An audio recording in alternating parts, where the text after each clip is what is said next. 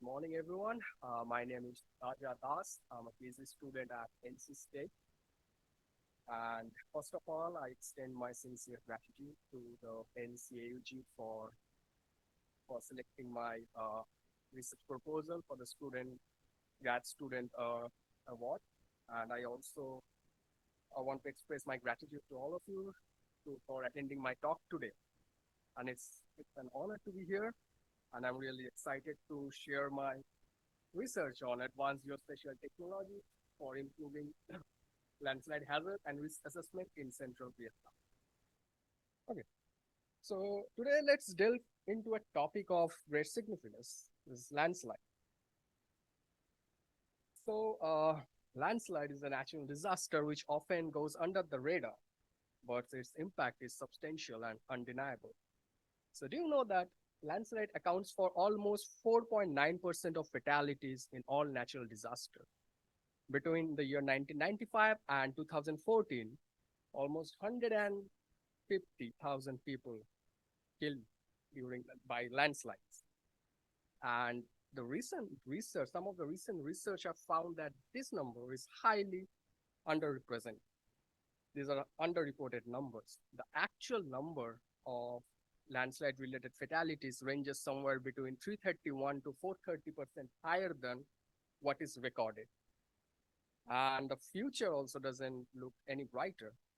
Due to change in climatic pattern, we are expecting more extreme weathering events, which will eventually trigger more landslide in the hilly and mountainous region. So,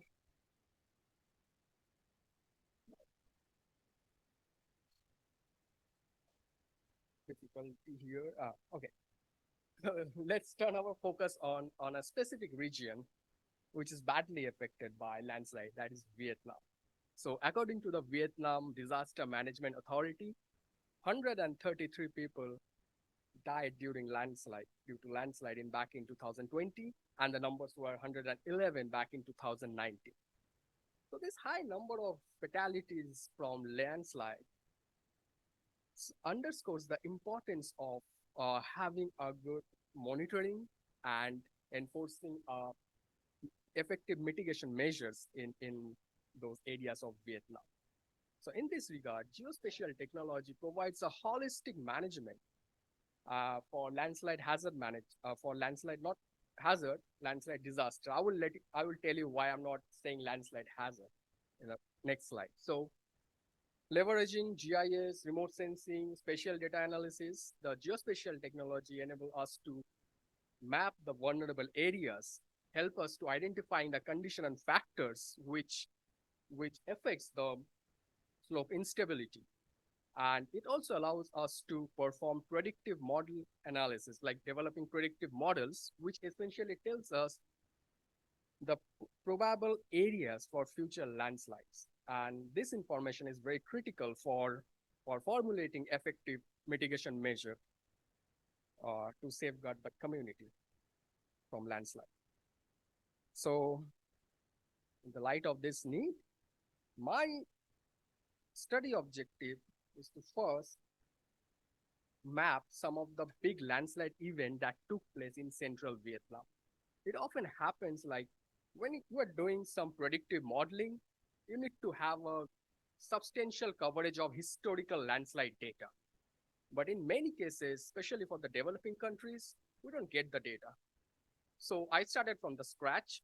So I started developing a landslide. First, I mapped the landslide from 3 distinct landslide triggering events in central Vietnam.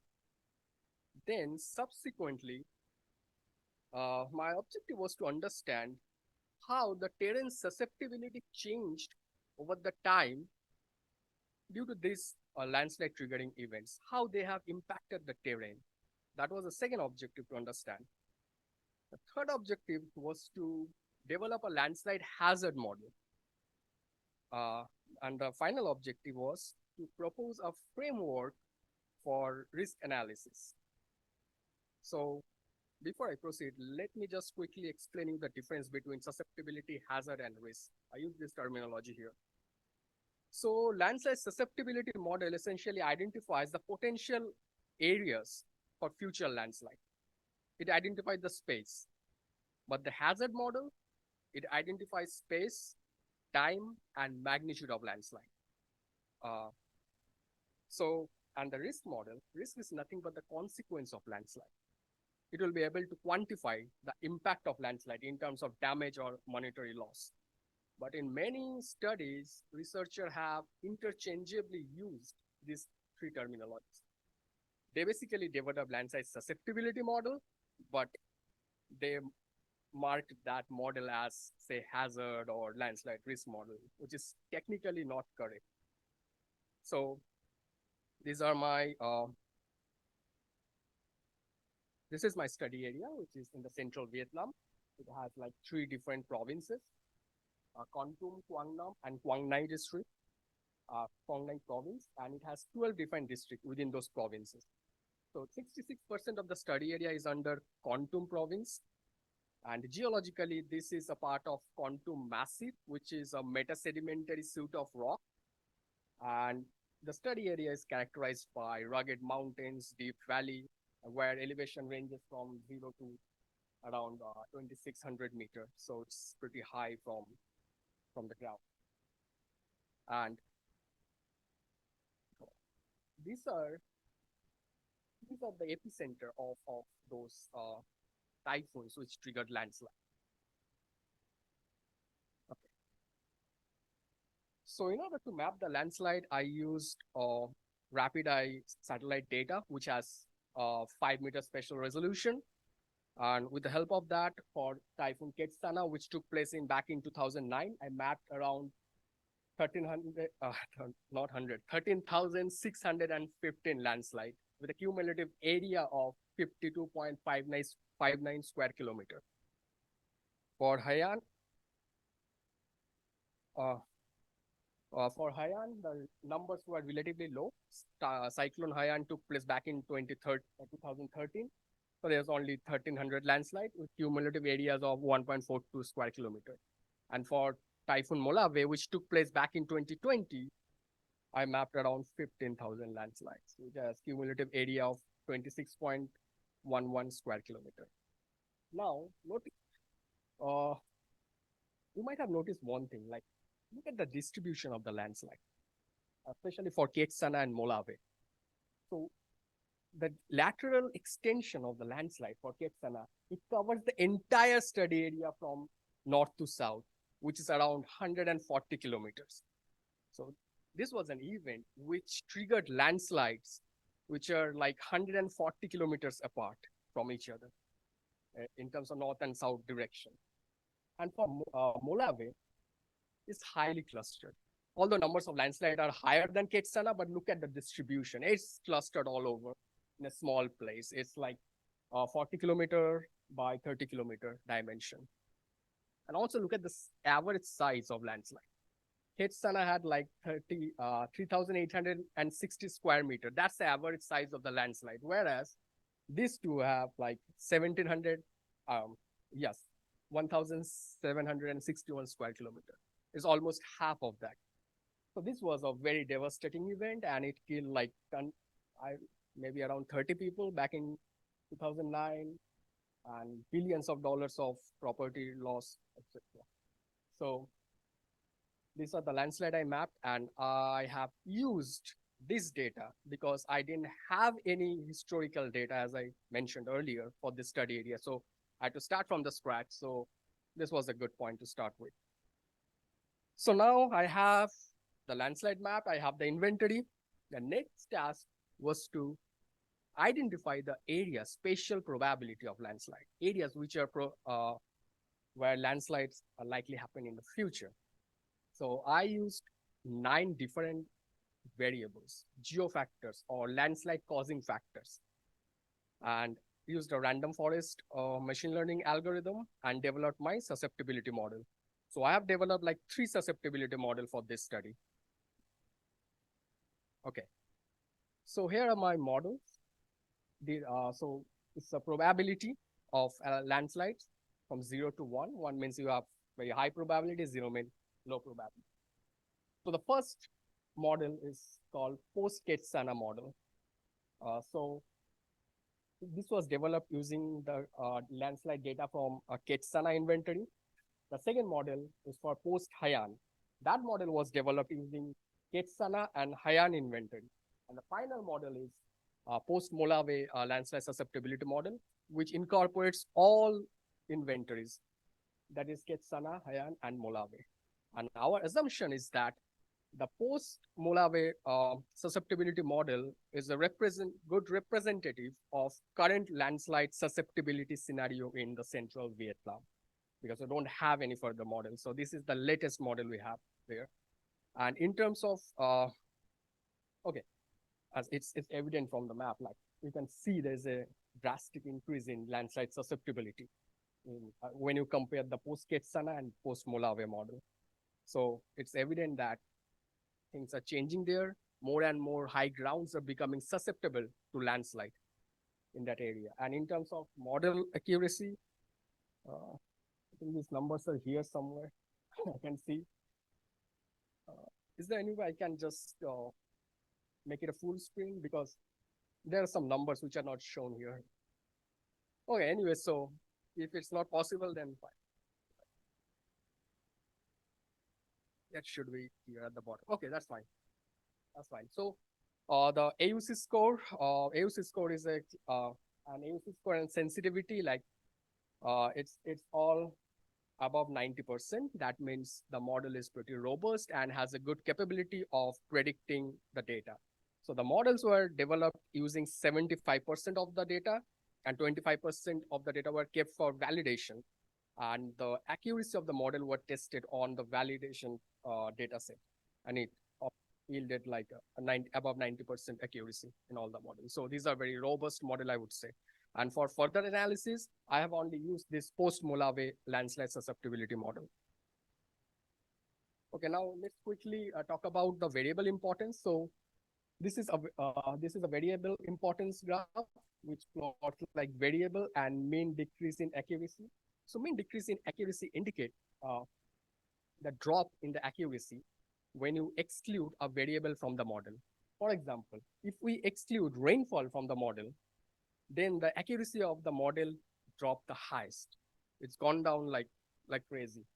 So then the model experiences the highest decrease in the model accuracy.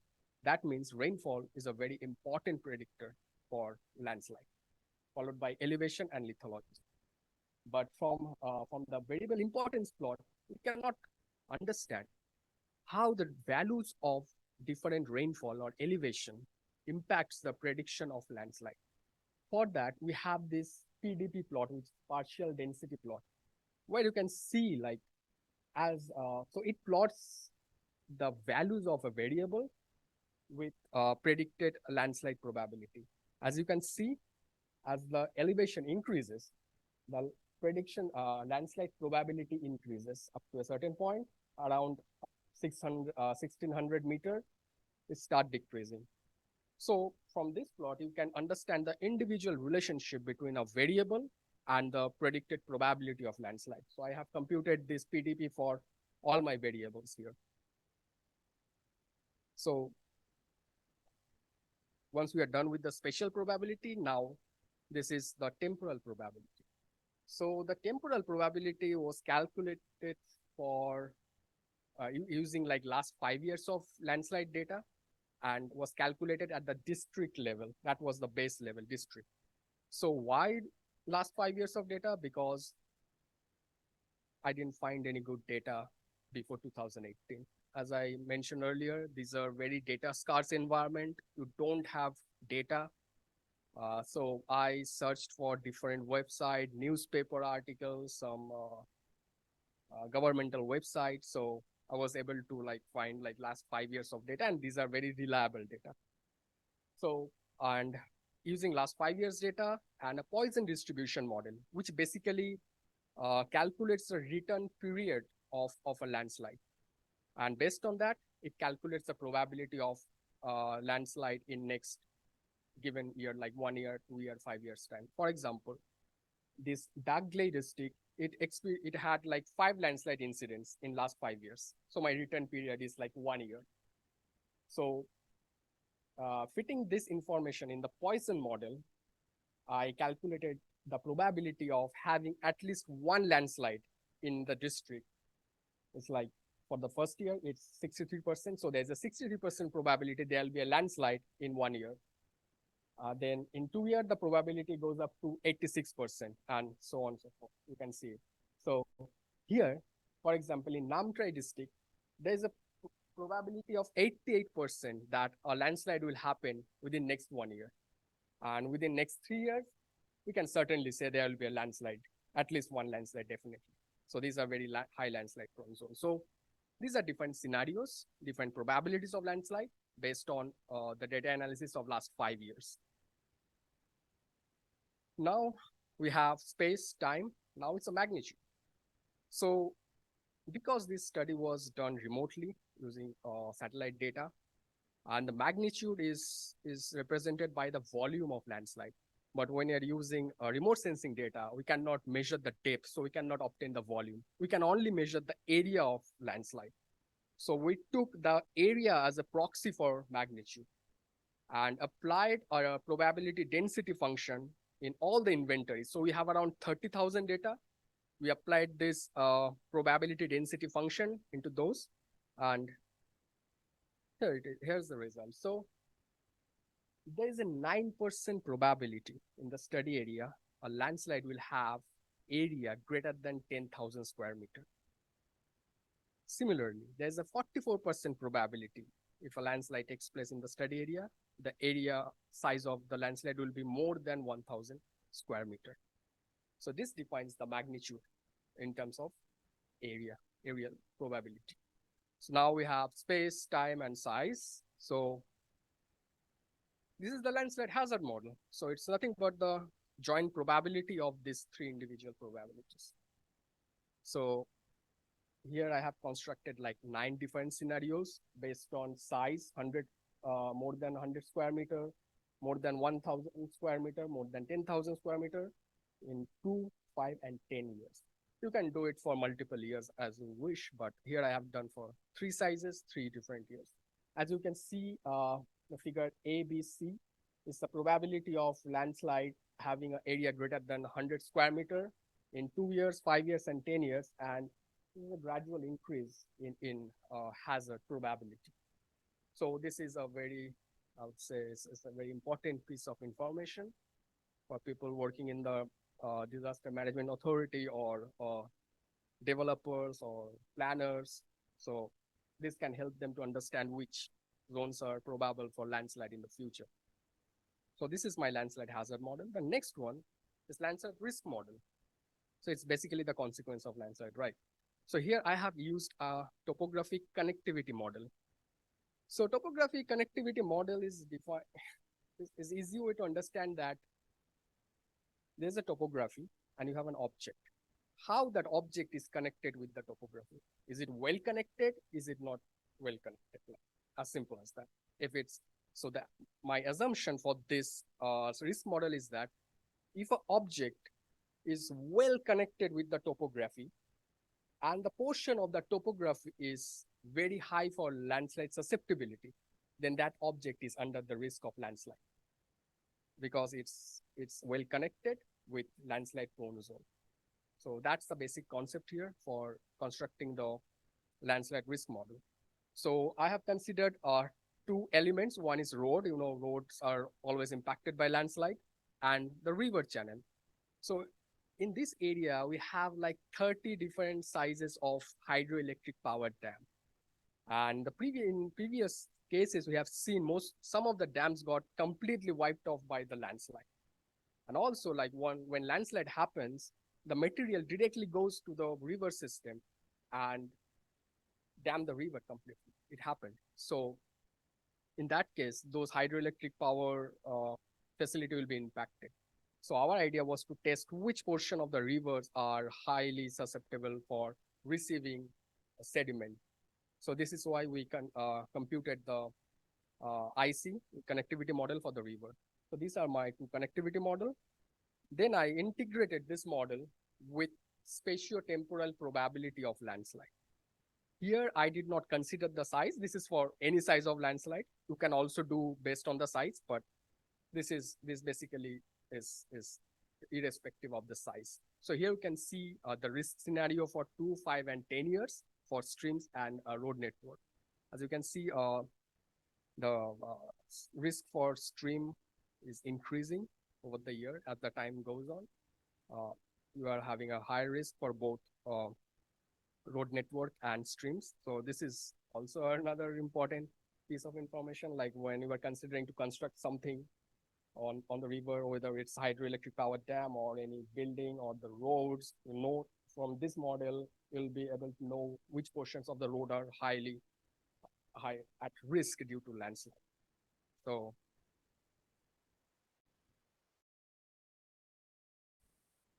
yeah, this was my work. And in summary, like we found that there was an increase in the susceptibility in the terrain of central Vietnam. So we're expecting that climate change will impact this region badly, and it's happening now. We can see that, and we found that rainfall and elevation were the two most important variable for this model. However, I want to emphasize that landslide is a complex phenomenon, and which is influenced by different combination of different variable at different degree. For example, some of the study area might have some of the landslide were triggered due to maybe combination of rainfall and lithology. Some of the landslide might have triggered due to combination of elevation, lithology, drainage density, and rainfall. So these are like local scale variable, but this study was done in a regional scale. So it's not possible to identify the individual influence at the local scale. This gives you the holistic picture of the study area. And the models were quite robust. And as I mentioned earlier, the temporal probability, we just use 5 years of data. It could have been improved. Like if I got like 10 or 15 years of data, that would be great, but I don't have it. But there's a scope of improving the temporal probability. And also this scenario, like this risk scenario, I computed this IC for using 30-meter SRTM digital elevation model. And it will be interesting to apply this concept to a area like US, where we have like 0.5 meter resolution LiDAR data. Then I think we'll be able to precisely map the risk using that high resolution digital elevation model. So that will be interesting to apply the same concept in somewhere in US. And also there's another thing, this hazard and risk model, or like it should be modified every time when new landslide data is available. So this is the model done based on data from 2018 to 2022. But when a new information comes, there's a landslide in an area, that information should be incorporated to this model to keep it updated. And that will definitely help in formulating mitigation measures. So that's all. Let me know if you have any question. Thank you.